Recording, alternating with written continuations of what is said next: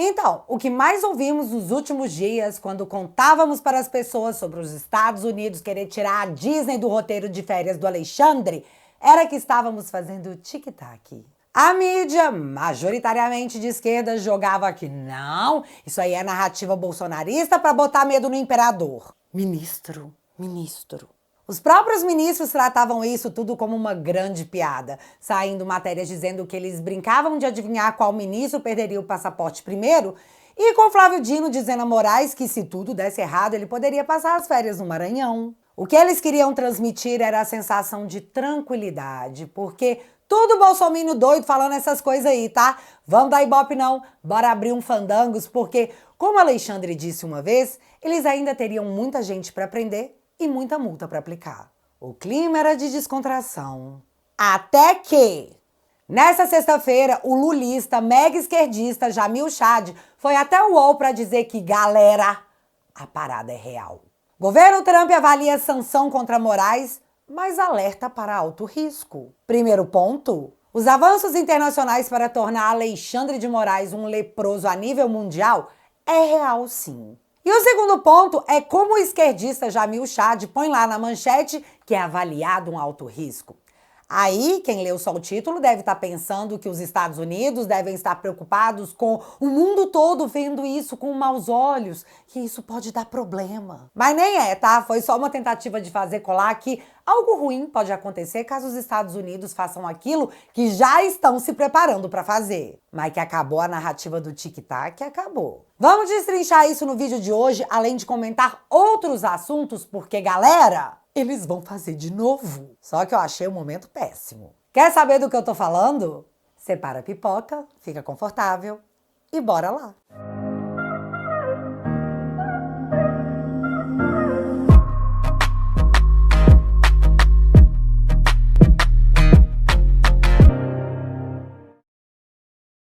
Sem enrolação, Trump quer cortar a Disney de Alexandre.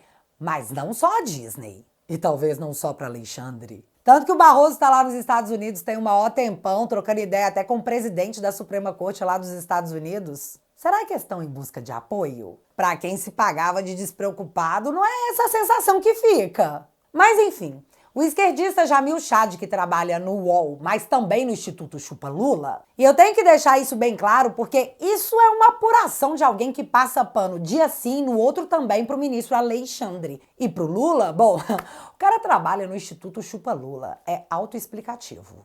Então, ele foi atrás de fontes do alto escalão da Casa Branca que confirmaram, pedindo anonimato, que sim, o tema das sanções a Alexandre está na pauta de considerações do Laranjão. Segundo seu Chad, o Trump quer usar o Alexandre como uma sinalização ao mundo de que o seu governo vai combater a censura nas redes digitais. Ouviu, dona União Europeia, que jurava que ia regulamentar tudo, mas que de repente o gato comeu sua língua? Porque caso vocês não saibam, a Europa exporta regulações, que vale para o mundo, mas que a China usa o papel para limpar o traseiro do Xi Jinping. Trump cortou as asinhas dessa galera e, já que o Brasil queria se colocar como um laboratório para o mundo, mostrando como dá para pegar um ser supremo como o Xande e esse único ser determinar como a banda toca num país inteiro sem ter um único voto, parece que são as asas dele que serão cortadas. Asas em muitos sentidos, já que, uma vez sancionado, Alexandre teria dificuldade, inclusive, de pegar aviões para sair do país, já que a maioria das companhias aéreas brasileiras usam sistemas americanos. E lembra, a intenção é transformar o Xande num leproso. Não tem parte boa para o Alexandre ou para o Lula nessa matéria. Ela serve apenas para confirmar algo que era tratado como teoria. Acho que agora não existem mais dúvidas para ninguém, já que fontes, tanto de esquerda como de direita, confirmam que a possibilidade de sanção a Alexandre é real. Aí vamos para a parte em que o Jamil menciona o alto risco que essa manobra envolveria. Não é que a China vai ficar brava e tacar uma bomba nos Estados Unidos em apoio ao Alexandre. Seu Chad diz que o alto risco seria que, uma vez com o juiz sancionado, que se unificasse uma espécie de frente ampla no país contra qualquer candidato apoiado pelo bolsonarismo. Aí eu sou obrigada a colocar o meu nariz de palhaço e perguntar para Jamil Chad se ele realmente acha que alguém, em pleno 2025, iria cair nessa conversa fiada. Frente ampla? Meu amigo, você entende que os partidos de centro estão rejeitando ministérios só para não serem atribuídos como parças do Lula? Que na coleta de assinaturas para a CPMI do assalto de aposentados, que o Lula é totalmente contra, já tem senador petista assinando o documento pedindo abertura porque acatar a determinação do Lula queima muito, mas muito filme. Será que o Jamil Chad levou em consideração que, na campanha de 2022, o Lula repetia como um papagaio que ia acabar com o sigilo de 100 anos, mas que, na verdade, ele põe sigilo em coisas como o uso de helicóptero até dados sobre emendas? E galera, estamos falando do nosso dinheiro. Vocês entendem que como ele está sendo usado, está sendo mantido sob sigilo? Será que o jornalista finge não ver que, após dar fuga para uma corrupta condenada no Peru, o Brasil do Lula suspendeu os acordos de cooperação jurídica com o Peru em processos da Lava Jato ligados à Odebrecht? Isso aqui é escandaloso devido ao tamanho da coincidência. A moça lá do Peru, esposa do presidente, foi condenada a 15 anos de cadeia por receber grana da Odebrecht, onde, em delação, segundo a Malu Gaspar do O Globo, é afirmado que a grana só foi entregue a eles porque o Lula pediu. Aí o Lula dá abrigo a essa senhora, porque você já pensou uma delação premiada numa hora dessas? Que estrago internacional? Não, se bem que o correto seria dizer mais um estrago internacional. Aí a sequência disso foi o Ministério da Justiça do Ricardo Lewandowski, junto com a PGR, usarem a decisão do Toffoli para dizer que não, Peru, vocês não podem usar essas provas para condenar corruptos do seu país, porque aqui nós anulamos tudo. Passar bem. E fora que vem aí, de qualquer forma, a CPI ou a CPMI do INSS, que o Lula não quer que aconteça de jeito nenhum, porque, galera, assalto a aposentados. Que tipo de gente ordinária faz uma coisa dessas? Aliás, a Jovem Pan noticiou que, se essas empresas forem levadas para uma CPI ou CPMI, elas vão querer abrir a boca. Segundo a matéria da Jovem Pan, tem muito parlamentar envolvido. E o pau vai quebrar, porque virão à tona casos como esse, de um aposentado baiano dizendo que teve descontos em sua aposentadoria por 3 anos pelo sindicato do irmão do Lula, sem que ele sequer conhecesse esse sindicato. E nesse cenário, eu acho que as pessoas vão ter vergonha de assinar uma carta pela democracia 2.0 para um governo que ressuscitou a corrupção no noticiário. Não vai ter aliança, seu Jamil. Vai ter descolamento? Vai ter não. Já tá tendo. Além disso, vale ressaltar para o senhor Jamil Chad que definitivamente não estamos mais em 2022, onde Alexandre possuía um amplo apoio, tanto midiático como de juristas. Meu amigo, até essa base já rompeu. O Estadão, que é tucano, tá há meses dizendo que ou o Supremo para ou ele será parado. O Hugo Mota tá praticamente implorando para que o judiciário bote a mão na consciência e pare de se intrometer em tudo. Tem editorial de jornal toda semana dizendo que sim, o Supremo passou do ponto. Ah, tem o jornal mais respeitado do mundo pelo meio jurídico descendo o pau no Alexandre e outros ministros. O ministro que ficou com raiva porque a Espanha não extraditou um jornalista acusado pela corte de espalhar fake news e, para dar o troco, o cara solta um traficante internacional no Brasil, enquanto mantém idosos com câncer na cadeia pelo 8 de janeiro. E assim, eu sei que é cansativo ficar remoendo esse Paranauê toda vez, mas os tempos mudaram. Segundo o The Economist, a Suprema Corte Brasileira conta com míseros 12% de aprovação pública. E tudo bem. Eles não são juízes eleitos. Como o próprio Barroso diz, eles não têm que governar, porque, sim, eles governam, sob a perspectiva da opinião pública. Mas os parlamentares, sim. Afinal, o voto vem do povo. Se você colhe uma pessoa muito queimada publicamente, pode ser que você tenha menos voto do que você gostaria. E isso, sim, para mim, é um alto risco. Mas tá, vamos fazer de conta que é uma preocupação real dos brasileiros, uma aliança com os Estados Unidos e que, uma vez essa aliança revelada, pode ser nociva perante a opinião pública. Aí eu sou obrigada a mostrar que isso já aconteceu. E eu trago uma mídia de esquerda, o Brasil 247, que disse: a quem serve a boca aberta de um ministro do Supremo? Em meio à guerra de narrativas, Barroso entrega à extrema-direita o que ela mais queria: a validação simbólica de que o 8 de janeiro foi uma reação ao domínio externo. E essa matéria se deu porque o Barroso veio a público se vangloriar de que o apoio dos Estados Unidos foi decisivo para evitar um golpe de Estado no Brasil. Então, interferência estrangeira por interferência estrangeira, acho que vai acabar ficando no 0 a 0. Jamil Chad ainda coloca em sua matéria que o governo Lula orientou os seus signatários a não pegarem pilha com a extrema-direita sobre o tema Alexandre não vai para a Disney. Porém, não descarta que o governo pode ter que reagir por achar que sancionar o Alexandre pode ser um ataque à soberania nacional. Aí eu tenho que trazer essa galera para a realidade, porque a China, que é a China, muito mais potência que o Brasil, não segurou o rojão da alta de tarifas que o Trump impôs, o que pode quebrar um país inteiro num curto espaço de tempo. Vocês acham mesmo que o Lula, um déspota internacional, vai ter culhão de fazer alguma coisa que pode colocar o país inteiro em risco para salvar o CPF do Alexandre? Duvido! Mas se fizer, bom também. O Brasil já está quebrado. Aí a gente termina de falir e o PT será expurgado da história de forma definitiva. É um perde-perde. Seu Chad também conta em sua matéria que o Trump faria isso para garantir que os discursos da extrema-direita circulassem livremente na internet, já que, em sua avaliação, a internet tem a maior propaganda ideológica ligada à direita, além das maiores audiências. Maiores e melhores. Olha só você aqui. Mas vale lembrar que a rede estatal não oficial não conseguiu tancar o fato de que o Lula pediu à China que enviasse ao Brasil um especialista da confiança do companheiro Xi Jinping para ajudar na regulamentação da internet. E, gente, a Janja se queixou de que o TikTok tem um algoritmo que ajuda a direita no Brasil. Lula pede apoio a uma ditadura para censurar a rede no país, já que é assim que a China lida com esse tipo de problema. Ela chega e ela censura. E então, para a surpresa de quem assinou a Carta pela Democracia, o TikTok envia carta de diálogo ao Brasil após críticas de Lula e Janja e se diz disposta a conversar sobre a atuação da rede em Brazuela. Mas o Jamil Chad acha de coração que depois disso tudo vai ter um movimento Carta pela Democracia 2.0 a favor do Lula, que vai salvar a democracia. Lula, que tem como bobo da corte na internet Janones, que fez um acordo para devolver dinheiro público para não ser preso por praticar rachadinha. Só um detalhe deplorável. Mas vem cá, eu não preciso te lembrar que o STF não recua nunca, certo? Todas as vezes que eles se sentirem pressionados, eles vão trucar.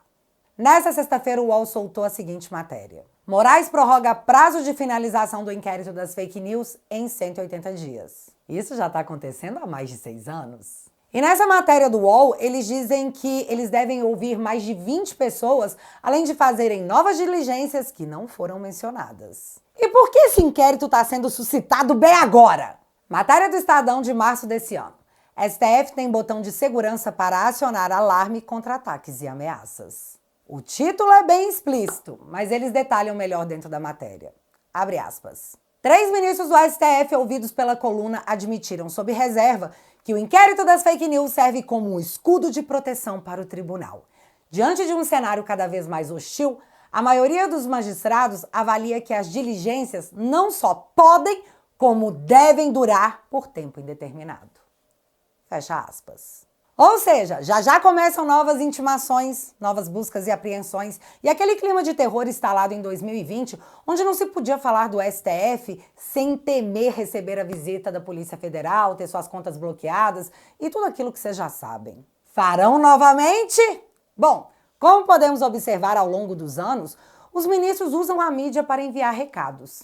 Seria essa matéria mais um deles? E no meio de toda essa discussão, é muito importante lembrar que o STF está prestes a retomar o julgamento sobre a constitucionalidade do artigo 19 do Marco Civil da Internet. Já falamos sobre isso zilhões de vezes, mas eu vou te relembrar. O governo sempre bate na tecla que as plataformas devem ter o dever de cuidado. Dever de cuidado é o termo bonitinho para um dever de monitoramento geral das plataformas de tudo que é publicado, exigindo das plataformas a moderação de conteúdos que eles dizem ser discurso de ódio, desinformação, abusos, fraudes, golpes. Mas esse é só o discurso bonitinho. Mas o que é dever de cuidado? É uma terceirização do poder de polícia. Será colocado que as plataformas devem fazer o que o governo deveria fazer de maneira oficial, que seria entrar com uma ação para remoção de conteúdo e um juiz decidir se aquilo é um crime ou não. Mas, nesse caso, o dever de cuidado é uma espada na cabeça das Big Techs, pois na prática vai funcionar assim. Ou vocês removem o que a gente, governo, acha que deve ser removido, ou nós, governo, vamos atrás de vocês para responsabilizá-los com multas altíssimas e até mesmo com a suspensão da plataforma no Brasil. Esse dever de cuidado está na decisão do Barroso, estava no PL 2630 e está inclusive na questão da regulação da internet para crianças e adolescentes. Aí a gente volta no Lula pedindo ajuda ao companheiro ditador Xi Jinping para ajudar com o TikTok no Brasil, que favorece a direita, e recebendo o aceno de que a ditadura enviará uma pessoa para ajudar com o problema. Eles não querem regulamentação. Eles estão atrás de controle, que só é possível com censura. Coisa vedada pela Constituição, é verdade. Mas olha só, a Constituição diz tantas coisas que são plenamente ignoradas em nome de se salvar a democracia.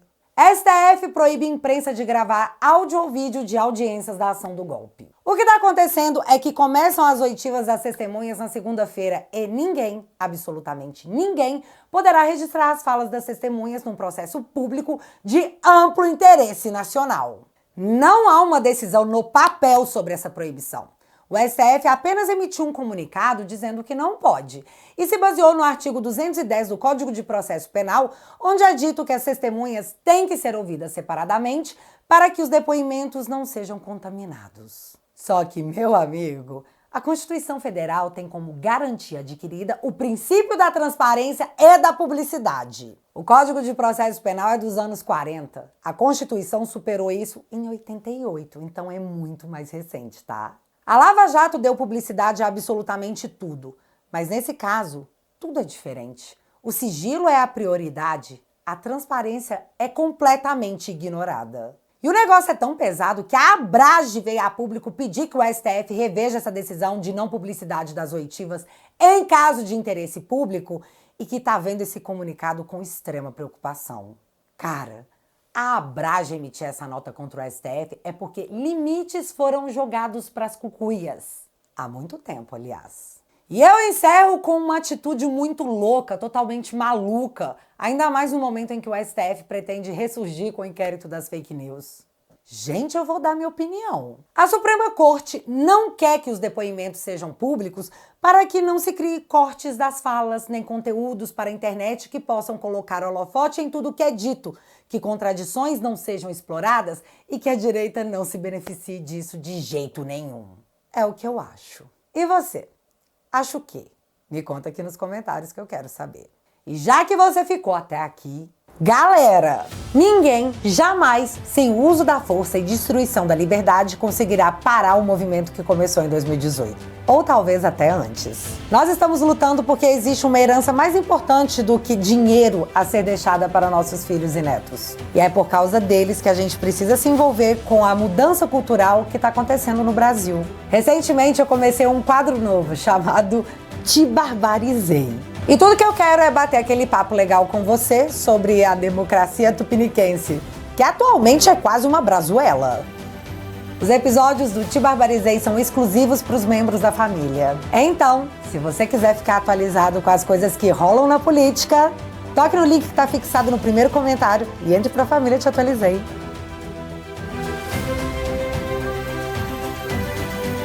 Enquanto eu faço esse tipo de vídeo, eu só penso no quanto eles podem querer me prejudicar por trazer uma coletânea explicada de fatos públicos.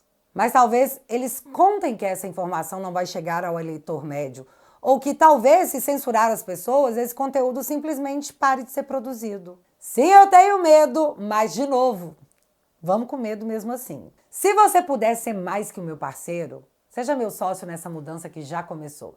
E com 10 esbanjas por mês você financia o meu trabalho e entra para a melhor família da internet. Em troca, eu te ofereço conteúdos exclusivos. Agora, se você quiser assinar o plano vitalício, você leva de brinde esse copo maravilhoso que promete incomodar seu amigo petista no churrasco sem que você precise abrir a boca e dizer qualquer coisa. Portanto, faça esse momento acontecer. Se você quiser e puder, eu vou deixar o link fixado aqui no primeiro comentário e desde já, muito obrigada. E se você ainda não é inscrito aqui no meu canal, meu amigo, se inscreve e deixa seu like, porque você já sabe, acontecendo alguma coisa de relevante ou irrelevante, a gente volta.